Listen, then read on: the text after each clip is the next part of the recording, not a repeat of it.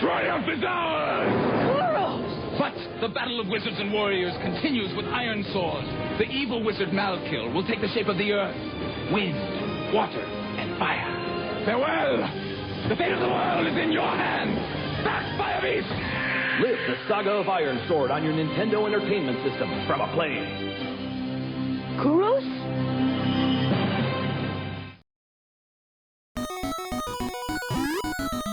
Thou hast discovered something most interesting.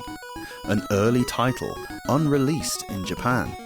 Wizards and Warriors X is the first game in our library that was exclusively produced, developed, and released in Western areas.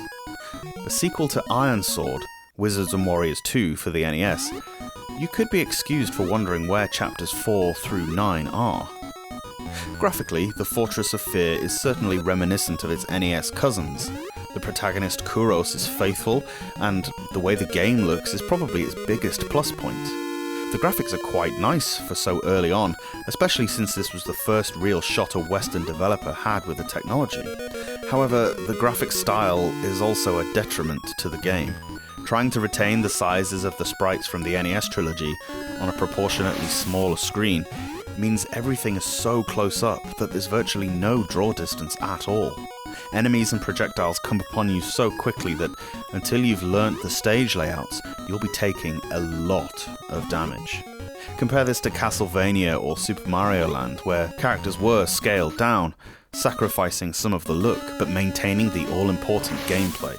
As time went on, developers did find that sweet spot between playability and imagery, but it took a little while to get there.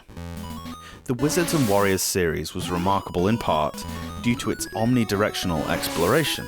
Climbing up and down towers was just as prominent as were left to right sections.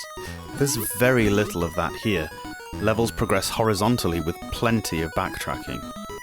The gameplay that we're used to in this series is largely replaced by an endurance course of projectiles painstakingly situated to damage you unless you're super quick. Respawning enemies, forced damage, and death traps. Throw into the equation a generous helping of awkward moving platforms and fall damage with massively overpowered enemies and bosses, and you've got one absolute tyrant of a game. Oh yeah, and there's no invulnerability period post-hit. You can lose all of your health before you've even been able to react to what's damaging you.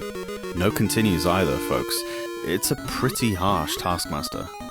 There are plenty of hidden passages that are largely found by jumping above the screen and walking over the top of the walls. And if you want to get anywhere, then this is quite necessary, as often it's the only way to get extra lives.